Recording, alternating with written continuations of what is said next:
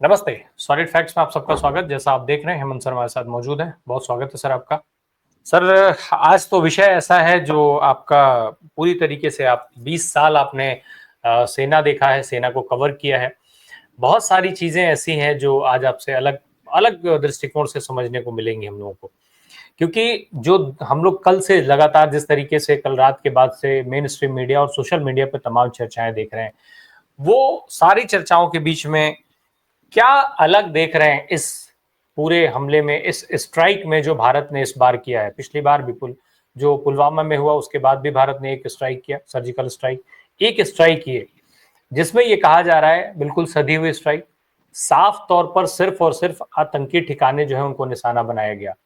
ये एक क्या इसको ऐसे माना जाए कि भारत ने जवाब भी दिया जबरदस्त रूप से, मजबूत रूप से, और साथ में जो वो वसुधैव कुटुंबकम वाली बात होती है उसका पूरी तरीके से पालन किया कि किसी भी नागरिक को कोई नुकसान नहीं, किसी भी सैन्य ठिकाने को निशाना नहीं, सिर्फ उनको जिन्होंने हमें नुकसान पहुंचाया, जिन्होंने हमारे 26 नागरिकों की हत्या की, मर्डर किया। राम प्रकाश जी नमस्कार आपको और सारे दर्शक साथियों को। देखिए, बहुत संवेदनशील विषय है राम प्रकाश जी, और इसको कोशिश करेंगे कि जनता के पर्सपेक्टिव से बिल्कुल दर्शकों को जो चीज उनके दृष्टिकोण में जो चीज है, एक तो इस तरह की जो चीजें हैं वो कभी भी किसी भी देश के लिए अच्छी नहीं होती, लेकिन जब पानी सिर से ऊपर चला जाए तो फिर कई बार सर्जरी करनी पड़ती है, इलाज करना पड़ता है। तो भारतीय सेना ने जो एक कार्रवाई की है, मैं और आप लगातार 22 तारीख से एक ही बात करे थे कि इसमें होच पोच करने की जरूरत नहीं है। हमारी प्रोफेशनल फोर्सेज हैं और वो अपने टाइम और सारी चीजें स्थान अपनी मर्जी से तय करेंगी, उनको समय दिया जाना चाहिए। ये हमने कल के शो में भी कहा था, आपको याद है, और 22 से हम लगातार कह रहे थे, और आखिरकार वो घड़ी आई। और देखिए, पाकिस्तान ने जो 3 साढ़े 3 दशक से जो कश्मीर में जो हाल मचा रखा है, लगातार मतलब स्टेट पॉलिसी के तौर पे टेररिज्म को जो स्पॉन्सर कर रहे हैं, उसका उपचार करने में, अगर आप देखेंगे इफेक्टिव उपचार करने में भारत को कितने मिनट लगी, दर्शक साथी जानकर हैरान रह जाएंगे। केवल 7 मिनट लगे, केवल 7 मिनट। 24 मिसाइलें गई और 9 जो उनके सबसे बड़े ठिकाने थे वो ध्वस्त हो गए। इतनी सी देर का खेल हुआ, और किसी को हिंग लगे ने फिटकरी, ना किसी ने इंटरनेशनल बॉर्डर क्रॉस किया। भारतीय राफेल वहीं से मिसाइल गई और खटाक से स्कैप मिसाइल, जिसको आप स्कैप इजी बोलते हैं, और उसके ऊपर loaded with bombs, precision strike. जहां आप, जैसे कल हम बात कर रहे थे कि जहां हिट करना चाहते हैं, दे हिट द नेल। और उन्होंने क्या क्या हिट कर दिया, ये दर्शक साथियों के लिए जानना बहुत ही ज्यादा जरूरी है। इसके अंदर जो आज तक का जो भारत सरकार का है, ये भारतीय सेना का सबसे विजिबल स्ट्राइक है, सबसे विजिबल। 9 जगह हमले किए, इनमें से 5 पाकिस्तान ऑक्युपाइड कश्मीर में है और 4 पाकिस्तान के पंजाब प्रांत में, जो हमसे बॉर्डरिंग एरियाज है, जाइन के टेरर कैंप्स और वो सारी चीजें। अब आप देखिए हमले कहाँ कहाँ हुए हैं। बहुत बहुत ही कमाल किया है भारतीय फौज ने, कमाल। भारतीय वायुसेना, भारतीय फौज और इंटेलिजेंस एजेंसी को भी इसकी शाबाशी मिलनी चाहिए, मैं तो ये कहता हूँ। बेसिकली क्या है कि बहावलपुर क्या था, बहावलपुर जैश ए मोहम्मद का हेडक्वार्टर है। मुरीद के, कितने सालों से हम चर्चा करते थे, मुरीद के लश्कर ए तैयबा का हेडक्वार्टर है, और हिजबुल के ट्रेनिंग कैंप कोटली के अंदर है, सबको पता है। उसके अलावा लॉन्चिंग पैड सियालकोट का, जैश और लश्कर के जितने थे ये सारे मुख्य जोन है, और उसके बाद बिस्मेर जो आतंकियों का गढ़ है। तो ये एक ज्वाइंट ऑपरेशन है, कंडक्ट ऑफ कोर्स एयरफोर्स ने किया है, लेकिन उसके लिए जो ग्राउंड सपोर्ट आर्मी का था, और इंटेलिजेंस एजेंसीज ने बिल्कुल उनको सटीक एग्जैक्ट लोकेशन कि कहां पर क्या है और कहां कितनी मौजूदगी है, वो सारी चीजें। तो आप कह सकते हैं कि आज तक का सबसे विजिबल स्ट्राइक पाकिस्तान के ऊपर, टेररिस्ट के ऊपर। और भारतीय सेना का जो मैं कहता हूं ना हमेशा, प्रोफेशनलिज्म देखिए। सरकार से इशारा हुआ कि लिमिटेड कीजिए, तो बिल्कुल प्रिसाइज लिमिटेड, कहीं भी कोई एस्केलेशन का कोई चांस नहीं, और पाकिस्तान को मुंह दिखाने की जगह नहीं। अगर थोड़ी सी भी नैतिकता हो तो आज विश्व बिरादरी को पाकिस्तान क्या मुंह दिखाएगा कि यहां पर क्या हो रहा था। यहाँ पर टेरर कैंप थे कि नहीं, ये लॉन्चिंग पैड थे कि नहीं, ये टेररिस्ट ऑर्गेनाइजेशन के हेडक्वार्टर्स थे कि नहीं। तो पाकिस्तान की आज हालत ये होगी कि जो उनके जो बयान बहादुर रक्षा मंत्री हैं, जो कितने दिन से परमाणु बम धाड़ रहे थे, वो क्या कह रहे हैं कि अगर भारत अपना ऑपरेशन रोक दे तो हम रिटेलिएट नहीं करेंगे। कल्पना कीजिए आप, जो सुबह से शाम तक परमाणु परमाणु कई दिनों से कर रहे थे, उनकी ये औकात है। लेकिन मैं फिर एक चीज से आगाह करना चाहूंगा दर्शकों को कि ये जो शुरुआत हुई है, जिसके बाद जिस तरीके से आईबी के ऊपर दोनों तरफ से फायरिंग हो रही है लगातार, मैसिव फायरिंग, तो उसका बेसिकली क्या है कि पाकिस्तान जो कर रहा है, वो पाकिस्तान ओवरबोर्ड जाकर के सिविलियंस के ऊपर हमला कर रहा है, ये मान के चलिएगा। और जब सिविलियन पे अगर बियॉन्ड ए पॉइंट कोई कैजुअलिटी होती है, तो ये चीज एस्केलेट हो सकती है, जो किसी के लिए भी अच्छी नहीं। तो हम तो ये कल उम्मीद करेंगे कि गुड सेंस प्रिवेल, पाकिस्तान को सद्बुद्धि आए और अमेरिका की भी ये ड्यूटी बनती है, वो जो भाई साहब बैठे हैं आपके दोस्त वहां पर, कि वो जैसे वो कल रात को शेमफुल शेमफुल कर रहे थे, पता नहीं वो क्या बोलते हैं क्या कहते हैं, कि वो अब इसको इफेक्टिवली रुकवाने के लिए पाकिस्तान को स्नब दे। पाकिस्तान आज भारत से लड़ने की स्थिति में नहीं है, ये हम पहले से बात करते आए हैं। उनकी औकात नहीं है 3 दिन से ऊपर लड़ाई कर जाए। हमारी सेनाएं उनसे कई गुना ताकतवर है। हमारी 4थे नंबर की सेना है पावर के हिसाब से, और उनकी 12वें नंबर की सेना। There is no match financially, economically, otherwise, in terms of numerical strength. आप किसी पैरामीटर पे देख लीजिए। तो बेसिकली पाकिस्तान, वहां की समस्या सबसे बड़ी क्या है कि वहां का जो आर्मी चीफ है वो जिहादी है। उसको ये पता है कि अगर उनका तो सारा धंधा चल रहा है भारत विरोध पे, कश्मीर के नाम पर, वो अगर इस चीज को अगर रिटेलिएशन करते हैं किसी और स्वरूप में, तो फिर निश्चित तौर पे भारत ने तो बहुत रिस्ट्रेन बरता है, बहुत संयम बरता है, बहुत ही लिमिटेड वो किया है, जिसको कहते हैं ना, जो बिल्कुल टारगेटेड, फोकस, प्रेसिजन स्ट्राइक जिसको बोलते हैं। लेकिन वो अगर वापस कोई भी चीज एरियल उससे करते हैं या कोई मिसाइल स्ट्राइक करते हैं, तो फिर खतरा एस्केलेशन का है। और एक चीज में फिर याद दिला दूं दर्शकों को, हम कभी भी युद्ध के उन्माद में पड़ने वाले लोग नहीं है। युद्ध किसी के लिए अच्छा नहीं है, मानवता के लिए अच्छा नहीं है। लेकिन अगर वो चीज होती है तो युद्ध शुरू करना आपके हाथ में है, खत्म करना आपके हाथ में नहीं होता है।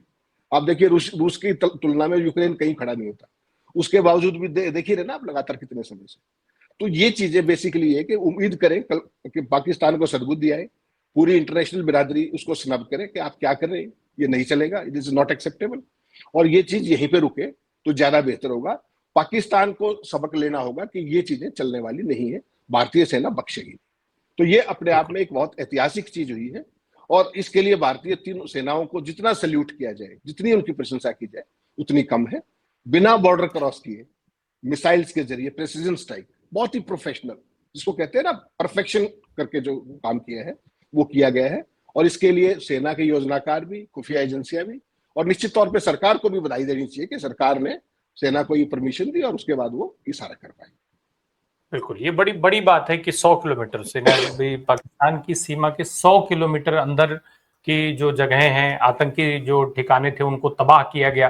बहावतपुर में जिस तरीके से सुबहानुल्लाह मस्जिद को टारगेट किया गया, जिस तरीके से उस पर उसको तबाह किया गया, वो निश्चित तौर पे बहुत ही दिखाता है कि कितना पिन प्लान जो है वो बनाया गया था भारतीय सेना की तरफ से। सर, एक और चीज है कि ये जो ऑपरेशन सिंदूर हुआ, इस ऑपरेशन के लिए पाकिस्तान ने मजबूर किया, ये तो ठीक है। एक और खबर आ रही है भारत के विमान को गिरने की, उसका सच क्या है, जरा वो भी छोटा सा दर्शकों को बता दें, फिर हम नए सवाल की तरफ चलेंगे। देखिए, आपने एक रात को 1:30 बजे के बाद अगर पाकिस्तान के तमाम हैंडल्स और कुछ वेस्टर्न फर्जी हैंडल्स के जरिए अगर देखा हो, तो कल से आधी रात से पिछले करीब 13-14 घंटे से लगातार दुष्प्रचार कर रहे हैं कि भारत के 3 जहाज गिरा दिए, कहीं कह रहे 5 गिरा दिए। बठिंडा के अंदर एक एयर क्रैश की जरूर वो मिली है कि 2 बजे के आसपास वो हुआ है, उसमें एक व्यक्ति की मौत भी हुई, 8-9 घायल भी हुए हैं। लेकिन वो विमान कहा जा रहा है बाइसन है, मिग बाइसन है, लेकिन अभी कोई पुष्टि ऑफिशियली नहीं हुई है। और बाकी जो चीजें हैं उन सब के भी फैक्ट चेक किए जा रहे हैं। ऐसी कोई चीज नहीं, एक ड्रोन गिरने की बात जरूर है, उसका मुझे कहीं से इशारा मिला था कि शायद एक ड्रोन हमारा गिरा है।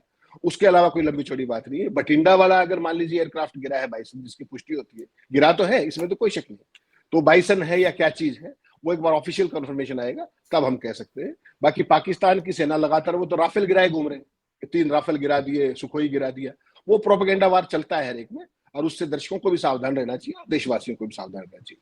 बेसिकली ये सारे गेम जो है ना, टेक्टिकल चीजें होती है कि भारत के अंदर पैनिक फैला दो कि इनके इतने जहाज गिरा दिया, ये हमेशा होता है किसी भी इस तरह के माहौल में। तो बचना चाहिए इस तरह के किसी भी दुष्प्रचार से, और रिस्ट्रेन बरतना चाहिए इस तरह की खबरों के डिसेमिनेशन में भी। जो ऑफिशियल पुष्टि आ जाए उस पर रहे तो ज्यादा बेहतर रहेगा, नैरेटिव वहीं केंद्रित हो ज्यादा अच्छा।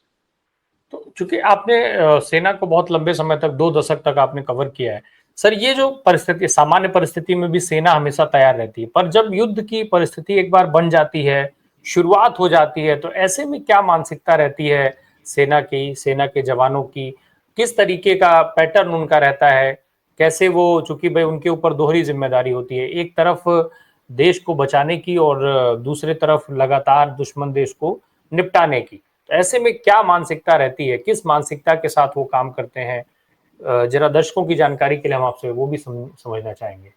राम प्रकाश जी, इंडियन जो आर्म फोर्सेज है ना, तीनों के तीन, वो दुनिया की one of the most professional forces है, कंप्लीटली नॉन पॉलिटिकल है।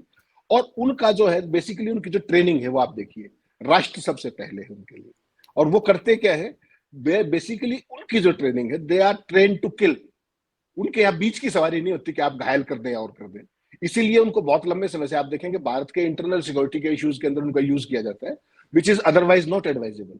फौज की जो ट्रेनिंग है, फौज की ट्रेनिंग सीधी शत्रु से पंगा लेने की है, शत्रु को निपटाने की है, and they always fire to किल।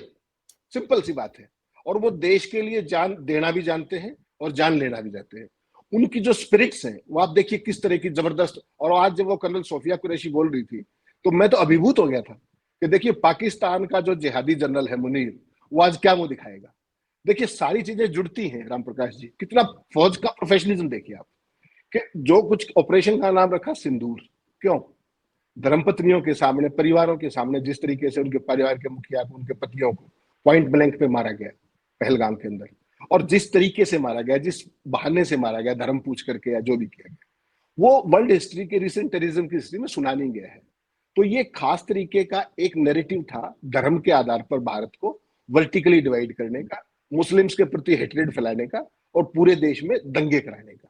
इसके पीछे एक बहुत सोची समझी चाल थी। और भारतीय सेना ने, वो मुनीर क्या कह रहा था वहां का चीफ जो है, कि भारत के अंदर दो राष्ट्र का सिद्धांत, धर्म अलग है, फला अलग है।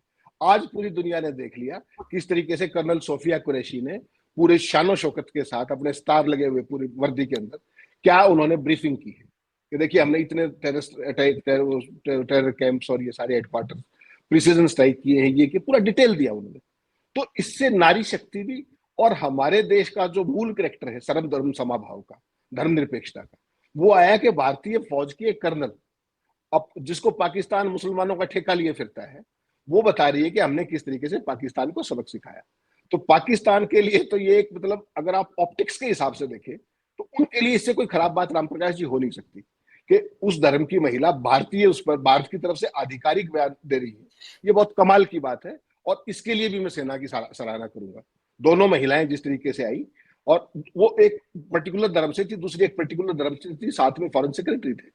ये है भारत की वो खूबसूरती कि भाई हम सर्वधर्म समाज वाले लोग हैं, तुम्हारी तरह पैरोकियल सोच नहीं रखते, हम धर्म की दुकानदारी नहीं करते। ये बहुत ही प्रोफेशनल जेस्चर था and it should be appreciated by each and every. जब ऐसी चीजें दिखती हैं सर सामान्य तौर पे कि जब सिविलियंस मारे जाते हैं, जो हालात अभी जिसका जिक्र हो रहा था कि पाकिस्तान के पास विकल्प क्या है, वो हमेशा सिविलियंस को टारगेट करने की कोशिश करते हैं और फिर उसके बाद उन सिविलियंस को टारगेट करके सरकार के ऊपर दबाव बनाना चाहते हैं, क्योंकि उनके लिए सिविलियंस की वैल्यू नहीं है उनके देश में, लेकिन भारत में सिविलियंस की तो वैल्यू है। ऐसे माहौल में सेना की मानसिकता क्या होती है जब सिविलियंस मारे जाने स्टार्ट होते हैं, सिविलियंस के मारे जाने की खबर आती है तो? देखिए उनकी तो ट्रेनिंग का हिस्सा है ना, कि जो भी कोई युद्ध की परिस्थितियां होती हैं, जो भी किसी इस तरीके के छोटे लिमिटेड इनकर्जन्स होते हैं, तमाम तरह की युद्ध की अलग अलग श्रेणियां हैं। ये जो टकराव की जो आज की तारीख में, आप इसको युद्ध तो नहीं कह सकते, लेकिन जिस तरीके से 22 तारीख से लेकर के आज तक लगातार 13वां दिन था जो अनप्रोवोक्ड फायरिंग की है उन्होंने, और ऑब्वियसली वो भारतीय चौकियों के अलावा हैवी आर्टिलरी का भी यूज है, तो निश्चित तौर पे वो इधर सिविलियंस पे एरिया पे गिरेगा। अब वो भारत सरकार पे डिपेंड करेगा कि वो एस्केलेशन लेडर को कितना टच करना चाहेंगे, क्या वो इसको बढ़ाना चाहेंगे या उनको एक ही बार में निपटाना चाहेंगे। हमारी जो आबादी है बहुत ज्यादा है, आईबी के आसपास जो है काफी आबादी है, बंकर्स भी बने हुए, सारी बात है, लेकिन सिविलियंस कैजुअलिटी तो हो रही है ना राम प्रकाश जी। तो फौज बेसिकली क्या है, फौज तो अपनी तरफ से जबरदस्त रिटेलिएशन कर रही है लगातार 22 तारीख से ही, अभी नहीं 22 से ही। लेकिन अब सरकार को यह फैसला देखना पड़ेगा कि हमारी तरफ कैजुअलिटीज की क्या स्थिति है, और जिस दिन सेना को हल्का सा इशारा मिल गया वो फायरिंग करना भी भूल जाएंगे। आपको पता है पिछली बार भी कोने पे ला दिया था, घुटनों पे आ गई थी पाकिस्तानी सेना। जब अगर हमारी तरफ से हैवी मोर्टार और शेलिंग होगी जिस तरीके की, फिर कहां जाएंगे वो, उनके पास तो भागने की जगह नहीं बचेगी। तो बेसिकली डिपेंड ये इस बात पे करेगा कि एस्केलेशन कितना करना चाहते हैं। अगर पाकिस्तान, बहुत सारी स्थितियां बन रही है, देखिए मुनीर के ऊपर आज की तारीख में बहुत जबरदस्त दबाव है। वहां के जो कट्टरपंथी संगठन है, वहां के जो आतंकी संगठन है, उनके अब जो अभी तक जो रिपोर्ट्स आ रही है उसमें सैकड़ों लोगों के मारे जाने की बात है। और जो मौलाना मसूद अजहर है उसी के परिवार के 14 लोग मारे जाने की बात है उस मस्जिद में। तो वो लोग आपको लगता है खाली तो बैठेंगे नहीं, वो और मुनीर खुद जिहादी है, तो उसके ऊपर प्रेशर डालेंगे वो कि भाई इसको एस्केलेट कीजिए। अब वहां की सरकार आपको पता है सेना चलाती है, इंटरनेशनल प्रेशर बहुत ज्यादा काम आएगा, भारत का जो दबाव है वो बहुत ज्यादा काम आएगा। भारत ने जिस तरीके से रात को अटैक किया है और प्रिसीजन स्ट्राइक किया है, उनको ये तो समझ में आना चाहिए कि वो तुम्हें भागने तो देंगे नहीं, तुम्हारा कोई मैच भी नहीं है। ये बेसिकली अब ज्यादा गेंद पाकिस्तान के पाले में है कि वो बाज आ जाता है या इस एस्केलेशन को बढ़ाना चाहता है। भारत ने बिल्कुल लिमिटेड स्ट्राइक किया है, भारत ने प्रोफेशनल काम किया है। उसके अलावा जितनी सिविलियन कैजुअलिटी होंगी वो भारत पर दबाव बढ़ेगा और उससे एस्केलेशन का खतरा हमेशा बड़ा रहता है। भारतीय सेना तैयार है, उसमें कोई कंफ्यूजन है नहीं, पर उन पाकिस्तान का हमारे साथ कोई मुकाबला एज सच भी नहीं है। अभी तक केवल वो था कि भाई किस तरीके से ये बाज आ जाए, नहीं आए तो उनको सबक सिखा दिया गया। भारतीय सेना, भारतीय वायुसेना, भारतीय नौसेना पाकिस्तान के साथ उनको निपटाने में बहुत लंबे समय की जरूरत नहीं है। केवल और केवल कोशिश ये करनी चाहिए कि अगर वैसे बात बन जाए, पूरी दुनिया में आज भारत का नाम बड़ा हुआ है कि देखिए इतनी कैपेसिटी, इतनी कैपेबिलिटी होने के बावजूद भी भारत ने रिस्ट्रेन दिखाया, संयम दिखाया, वरना और बड़े पैमाने पर बमबारी कर सकते थे, मिलिट्री टारगेट्स पे कर सकते थे। एक भी मिलिट्री टारगेट, एक भी सिविलियन एरिया कहीं टारगेट नहीं हुआ, कोई सिविलियन नहीं मारा गया, केवल आतंकवादियों को निपटाया गया। तो ये भारत ने एक बड़ी लाइन खींची है। अब इंटरनेशनल कम्युनिटी के ऊपर बहुत बड़ा दबाव है कि वो इसको किस रूप में लेकर के पाकिस्तान को टाइट करते हैं, और अगर नहीं करते हैं तो फिर ये मान के चलेगा पाकिस्तान बाज नहीं आएगा, मुनीर के ऊपर दबाव है, सरकार उसकी कठपुतली है, उसने अगर थोड़ी सी हरकत बढ़ाई तो फिर मैं वही बात कह रहा हूं कि फिर खतरा बढ़ेगा। और आज की तारीख में अगर सही मायने में माने आप, पाकिस्तान की सेना मुंह दिखाने लायक नहीं बची है। इस उसके बाद वो तो 4 दिन से 10 दिन से क्या बकवास कर रहे थे, हमारे पास परमाणु बम, हमारे पास ये, हमारा हाई अलर्ट, हमारे सारे जो एरियल एसेट्स है सारे हवा में है, हम ये कर देंगे। पता लग गया, स्कैप मिसाइल इतनी प्रेसिजन स्ट्राइक करती है, और जिस तरह ना तो रेडार की पकड़ में आती, टारगेट के पास जाने के बाद फिर पकड़ लो नीचे उड़ती है, और स्पीड इतनी है। तो पाकिस्तान की सारी रक्षा तैयारियां, जबकि क्लियर मैसेज आ रहे थे भारत से कि we are not going to spare you this time, उसके बावजूद भी वो न्यूट्रलाइज तो नहीं कर पाए ना, और हमने जहां चाहा वहां घुस के मारा, और विदाउट एस्केलेशन। आई भी क्रॉस नहीं की हमने, हमारे राफेल भी अंदर ही रहे, और वो सारी चीजें। तो पाकिस्तान की जो रक्षा तैयारियों की जो फॉल्ट लाइन्स है वो भी एक्सपोज होगी कहीं ना कहीं इस सारे। ये जो जो स्कैल्प मिसाइल है उसके बारे में थोड़ा सा और ब्रीफ, थोड़ा सा और डिटेल दर्शकों को बता दीजिए कि क्यों इतनी खास है वो, क्यों उसका इस्तेमाल किया गया भारतीय सेना की तरफ से। ये देखिए ऐसा, ये एयर से लॉन्च होती है, एयर टू सरफेस मिसाइल है, और पूरी उस तरीके से सुपरसोनिक नहीं है, सुपरसोनिक से हल्की सी कम इसकी स्पीड है, 560 किलोमीटर की रेंज है, प्रेसिजन स्ट्राइक करती है। जो आपने निशाना बता दिया उस एग्जैक्ट उसी निशाने पर, अगर आपकी लोकेशन ठीक है, आपने अगर प्रोग्रामिंग ठीक की है, तो प्रिसाइजली वहीं पे हिट करेगी। और इसके ऊपर हैमर बम भी लगा रखे थे। हैमर बम क्या है कि जैसे ही मिसाइल लगी वहां पर, डिलीवर किया उस हेड को, वो ऊपर भी तोड़ देगा, पूरे एरिया को ध्वस्त कर देगा, और नीचे जाकर बंकर बस्टर का भी काम कर सकता है। तो इस तरीके से आपने तमाम पिक्चर्स देखी होंगी जो पाकिस्तान के अंदर जो हुआ है, कुछ फोटोग्राफ्स दिखा भी दीजिएगा दर्शकों को, तो उससे क्लैरिटी हो जाएगी कि कितना प्रेसिजन और कितना मैसिव स्ट्राइक था। कोई कोलेटरल डैमेज नहीं है, यानी कि आपने अगर एक पूरा मदरसा दिखाया या कोई ऐसा ट्रेनिंग कैंप दिखाया, उसकी पूरी पेरिफेरी के उसमें कहीं कोई नुकसान उससे बाहर नहीं। ये इसकी खासियत है। बहुत तेज स्पीड से जाती है, रेडार इसको पकड़ नहीं पाता। क्यों? इसमें खास तरह का मटेरियल इसके हेड पे लगा होता है, तो उसको रेडार, जितनी भी रेडार के सिग्नल आते हैं ये उसको एब्जॉर्ब कर लेती है, रिफ्लेक्ट नहीं होने देती। तो ये बेसिकली जो मिसाइल है ये राफेल के 7 पैकेज में हमने ली थी अपने, क्या नाम है, फ्रांस से। फ्रांस और ब्रिटिश का ज्वाइंट वेंचर है, वहां से ये मिसाइल उस पर लग के आई थी, और हैमर बम ने इस पे सोने पे सुहागा कर दिया बेसिकली। इसकी रेंज अप टू 560 किलोमीटर है, और हमने जो रात को टारगेट किए हैं वो केवल 100 किलोमीटर के दायरे में ही रखे हैं। ये बहुत तेज उड़ती है, बहुत नीचे उड़ती है, इसको ट्रैक कर पाना रेडार के जरिए बहुत ही ज्यादा मुश्किल है, और इसका जो विध्वंस है वो भी लिमिटेड एरिया के अंदर बहुत ज्यादा इफेक्टिव है, इसका प्लस हैमर बम का। तो दोनों एक दूसरे के, एक तरीके से आप कहिए, कंप्लीमेंट्री और सप्लीमेंट्री है, जो उन्होंने करके दिखाया।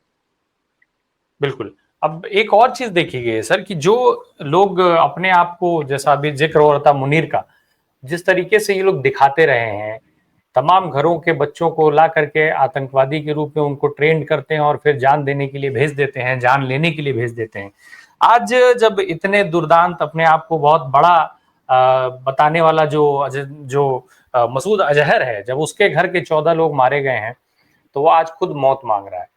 क्या ऐसी घटनाओं से भी पाकिस्तान सबक नहीं ले पाता है?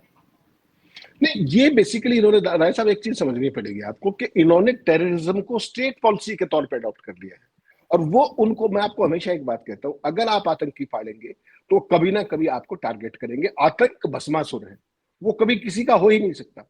पाकिस्तान के 5 में से 3 प्रांतों में इस समय क्या चल रहा है, पूरी अस्थिरता है नहीं। वो क्यों है? ये इन्हीं के ट्रेंड किए हुए लोग तो थे कभी, जो कभी अफगानिस्तान में थे, अब वो अपने देश के अंदर कर रहे हैं। तो पाकिस्तान ने स्टेट पॉलिसी के तौर पर इंडिया को आमतौर पर आमने सामने की लड़ाई में नहीं लड़ सकते, तो उन्होंने लेट 80s के अंदर प्रॉक्सी वार शुरू किया। पहले पंजाब में किया अर्ली 80s में, उसके बाद कश्मीर पे कर दिया। और जितना भी नार्को, जो वो है नार्को टेरर कह सकते हैं आप इसको, जो नशीली दवाओं की तस्करी, उससे वो कौन कराता है? आईएसआई कराती है, पाकिस्तान की इंटर सर्विस इंटेलिजेंस जो वो कराती है। उसका जो 2 नंबर का पैसा आता है, क्राइम का पैसा आता है, वो सारे का सारा तमाम सिंडिकेट्स के जरिए टेररिज्म को फीड करने में लिया जाता है। और टू कट इंडिया विद 1000 डिस्टिंग, तो 100,000 कट्स, तो भारत को आमने सामने ना लड़ पाओ, तो भारत को उसके जख्मों को कुरेदते रहो रह रह करके, उसके लिए चाहे देश को भी कीमत चुकानी पड़े। उसका सिंपल कारण आपको क्या समझना है कि पाकिस्तान में बेसिकली कहने का लोकतंत्र है। वहां सेना जिसको चाहती है उसकी सरकार बनवाती है, जितना चाहे जिस तरीके से चाहे उसको चलाती है। पूरी दुनिया में आपने सुना एक बड़ा फेमस फ्रेज है कि हर एक देश के पास एक सेना होती है, और पाकिस्तान के बारे में इंटरनेशनली कहा जाता है पाकिस्तान में एक सेना है जिसके पास एक देश है। बिजनेस भी वही करते हैं, नार्को फंडिंग भी वही करते हैं, नशा भी वही करते हैं, कॉर्पोरेट भी वही चलाते हैं, तो और पूरे देश की सरकार का चयन भी वही करते हैं, और सरकार को चलाते भी हैं, गिराते भी हैं, और जब चाहे सत्ता में कब्जा कर लेते हैं। तो जहां पर सेना इतनी अनकंट्रोल्ड हो जाए, इतनी निष्ठुरता के साथ काम करे, जिसको ना अपनी डेमोक्रेसी की चिंता है, ना पूरी दुनिया में देश की छवि की चिंता है, उसको केवल सत्ता चाहिए रिमोट कंट्रोल से, ताकि उसके वेस्टेड इंटरेस्ट पूरे हो सके। तो उन्होंने जब भारत का देख लिया कि आमने सामने कभी जीत नहीं पाओगे, तो उन्होंने फिर ये प्रॉक्सी वार शुरू किया। पहले पंजाब में आपको ध्यान होगा खालिस्तान के नाम पर, और अब ये कश्मीर में लगातार कर रहे हैं। अब जो ये घटना है, मुझे लगता है ये इफेक्टिव स्ट्राइक हुआ है। होपफुली गुड सेंस प्रिवेल, और अगर अब भी वो नहीं बाज जाते हैं, फिर तो वही बात है कि फिर जो आज जनरल उन्होंने कहा कि अपने जनरल मनोज नरवणे ने, कि पिक्चर अभी बाकी है। जो पिछले एयरफोर्स आर्मी चीफ थे, उन्होंने आज बड़ा क्रिप्टिक एक 3 शब्द लिखे हैं कि पिक्चर अभी बाकी है। इसके बहुत सारे मतलब हैं। इसके मतलब ये है कि अगर पाकिस्तान ने छेड़खानी की तो क्या होगा, जिसका मैंने पहले स्लॉट में जिक्र किया, और नहीं तो पाकिस्तान कहीं दुम दबा के बैठेगा, वो भी एक पिक्चर बाकी है, और पाकिस्तान इसको एस्केलेट करेगा, उसमें क्या सिनेरियो होगा। तो जनरल मनोज ने सारी चीजों को 4 शब्दों में निपटाया है।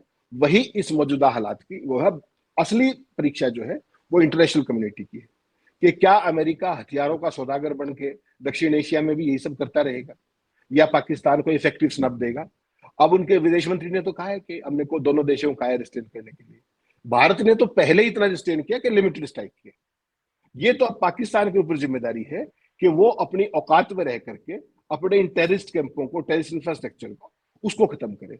वरना अगर अगली बार दोबारा कुछ हुआ तो फिर भी आप समझ सकते हैं कि अगली बार इससे भी ज्यादा भारतीय सेना उस पर उनको अंदर जाके फिर ठोकेगी। ये बात समझने की। इंटरनेशनल कम्युनिटी का जो आपने जिक्र किया, अभी आप क्या देख रहे हैं? जो हमारा पिछला अनुभव है, चाहे वो 99 की बात करें, 71 की बात करें, चीन का जो रोल है और चीन सहित बाकी देशों का जो रोल है, बहुत गंभीर सवाल है ये। क्या रोल देख रहे हैं आप? किसको अपने साथ खड़ा पाते हैं आज आप? नहीं, भारत के साथ देखिए राम प्रकाश जी, भारत ने जो आज स्ट्राइक किया है उसमें बेसिकली अब वो दिन गए कि जब कोई देश किसी से परमिशन लेता था। हर देश अपनी संप्रभुता की, अपने लक्ष्यों की, अपने सामरिक चीजों की रक्षा करने के लिए सक्षम भी है, और भारत इस मामले में पाकिस्तान से कहीं कमतर नहीं है। कल भी आपने इस पर चर्चा की थी, तो एक बात बड़ी स्पष्ट है कि पाकिस्तान के अंदर चाइना के बहुत हैवी इकोनॉमिक इंटरेस्ट है। सीपेक के जरिए जो नया कॉरिडोर बना रहे, इकोनॉमिक कॉरिडोर, बहुत मैसिव उनकी बिलियंस और ट्रिलियंस की उनकी इन्वेस्टमेंट है। आज अगर आप देखेंगे तो सारी दो, इसकी तो कोई शाबाशी तो कोई देगा नहीं कि भाई बहुत अच्छा किया, तो लिमिटेड ही उसकी रिएक्शन आती है पूरी दुनिया की। ट्रंप ने जो मूर्खता की वो तो कह दी कि it's a shameful act kind of whatever is nonsense he utters all the time. लेकिन उसके अलावा अगर सबसे इंपॉर्टेंट है चाइना का, चाइना ने शब्द प्रयोग किया इट्स रिग्रेटेबल, खेदजनक है। क्यों? ये चूंकि लिमिटेड इंकर्शन है, लिमिटेड स्ट्राइक है, तो चाइना के पास भी इसको अटैक करने का कोई कारण नहीं है, क्योंकि भारत टेररिज्म का सफरर है, और भारत ने टेरर इंफ्रास्ट्रक्चर को टारगेट किया। उसने पाकिस्तान की मिलिट्री को टारगेट नहीं किया, उसने पाकिस्तान के सिविलियन एरियाज को टारगेट नहीं किया। तो वर्ल्ड कम्युनिटी की फायरिंग लाइन में हम एज सच नहीं आ सकते कि हमने अपने स्ट्रेटेजिक इंटरेस्ट को बचाने के लिए ये स्ट्राइक किया है, और हमने पाकिस्तान को एक से ज्यादा मौके दिए हैं पिछले over a period of 3.5 decades, 30 से 35 साल के अंदर। उसके बावजूद भी अगर पाकिस्तान बाज नहीं आता, तो हमें तो अपनी रक्षा का अधिकार है ना। तो उस तरह की चीज बेसिकली चाइना चाहकर भी इसमें कोई बहुत ज्यादा इंटरवेंशन नहीं कर पाएगा, क्योंकि उनको पता है कि पाकिस्तान पहले ही आकंठ कर्ज में डूबा हुआ है। और जो आईएमएफ के सारे, वर्ल्ड बैंक की फंडिंग के सारे तो उनका देश चलता है, अगर उनको 10 दिन ना मिले तो उसी में काम खराब हो जाएगा उनका। तो चाइना भी एक भूखे नंगे देश के साथ बियॉन्ड ए पॉइंट नहीं जाना चाहेगा। और दूसरी सबसे बड़ी बात यह है कि जिस तरीके की ट्रेड वार की स्थिति है चाइना में आज की तारीख में, अपनी इंटरनल समस्याएं भी बहुत है, इंटरनेशनल समस्याएं भी बहुत है। चाइना वर्ल्ड का प्रोडक्शन हब भी है। जब से उनका चाइना का और यूएस का जो ट्रेड वार शुरू हुआ है, उनकी अपनी भी अर्थव्यवस्था कहीं ना कहीं इफेक्ट भी हुई है, डामाडोल भी हुई है। उनके लिए भारत जो है एक अमेरिका के बाद नंबर 2 बाजार है।